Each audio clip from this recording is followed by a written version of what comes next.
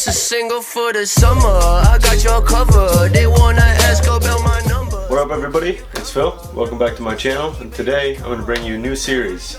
You may have already seen by the thumbnail, but it's sim racing. So about 8 months ago I started racing a lot of Forza with my buddies, kind of during the end of COVID. We were all locked down and every night we would all just get together and play online on Forza. And obviously been watching a lot of Formula 1, so I got into F1 2020 at the time. And after racing for a while still in both those games, I was watching all these videos on YouTube of guys with their sim rigs and their sweet setups with their steering wheels and everything. So I got the itch to kind of get my own setup going, and I ended up buying a TMX. I think I got on like a Black Friday sale for maybe 180 bucks, so I thought that was a really good deal for like an entry-level force feedback wheel.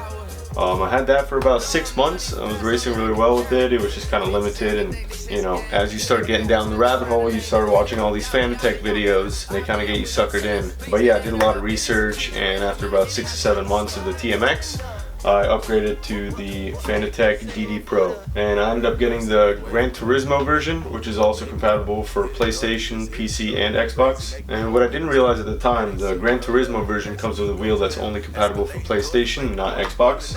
So I sold that wheel, which I didn't really like anyway. It was kind of plasticky, a lot of little buttons that I didn't need.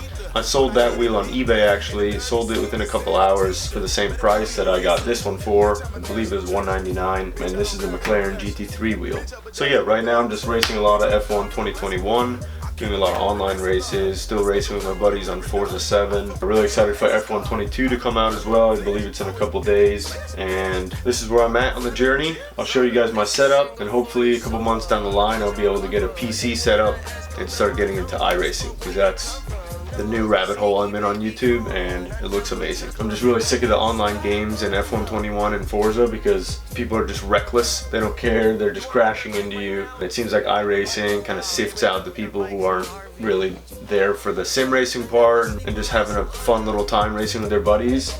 Where I feel like iRacing is a little more serious, kind of weeds out the people that aren't trying to take the racing aspect serious, which obviously at this point I am. So yeah, let me show you guys my setup. This is the Fanatec DD Pro 5Nm Gran Turismo version, which again comes with that ugly little steering wheel that's only compatible with the PlayStation and PC, I believe, not Xbox. When you're looking at the website, it's kind of confusing on Fanatec. It says Xbox ready. What that means is that you need an Xbox compatible steering wheel that will work with the base. So yeah, we got 5 Nm on this base. I'll probably be upgrading to the boost pack soon, which goes up to 8 Nm. Now the Xbox ready wheel that I got is the Mclaren GT3 wheel. This has the carbon fiber finish to it, mainly plastic, got rubber grips on the sides, lots of buttons, knobs. Paddle shifters are really nice.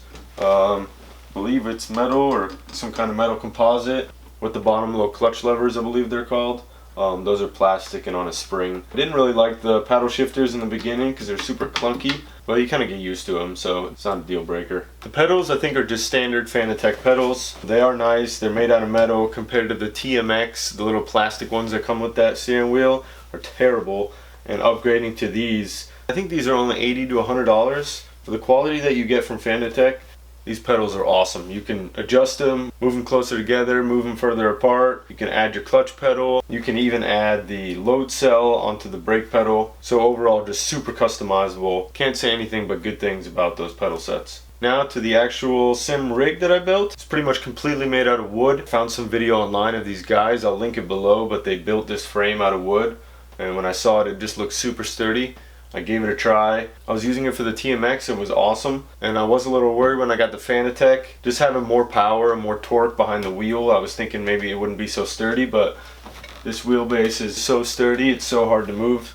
Maybe left and right there's some wiggle, but when I move the wheel, I mean, it's barely moving. I'm super impressed how this setup is held up. The seat, I'm using literally my dad's old office chair, just a leather chair. I was about to throw it away. Until I started building this rig, and I just thought for the time being, let me throw this on, and right now it's working perfectly. I'd love to get an actual sim rig seat on here, maybe Formula 1 style, where I'm a little more laid back position, but for right now this is perfect. The video I watched of the guys that built the frame, they just built the frame out of wood, and all the rigs I've seen online are just so nice with LED lights and everything. So I tried to make it a little more cool looking. I was at Home Depot. I was actually just gonna get diamond plated metal panels when I saw this rubber flooring. I think it's made for like a home gym, but it just came on a roll. I basically just used a tiny little piece, and then I found these little trim pieces, I think, that connect like a room or a carpet. They was super cheap. I cut it in half, drilled it on, put some LED lights underneath, and this thing is sweet. I had the rig facing the other way, so on the other side I have a cool decal that I put on there, which obviously now is facing the wrong way. Nobody can see it, but that's okay. I'm gonna fix it. I'm obviously not done. You can see I have some wood that's just not painted and unfinished, because since I got the new Fanatec setup, I've been kind of trying to perfect exactly where I want it. So I had to move a little bit. I need to repaint some of the black, and I'm also trying to find the perfect spot for the TV, so I kind of just have it sitting on this little bracket for now. But yeah, I just wanted to show you guys the setup for now. Hopefully you can join me on this journey of sim racing, and like I mentioned before, I'm hoping to get onto iRacing eventually with a new PC setup. Just got to convince the wife that it's worth it.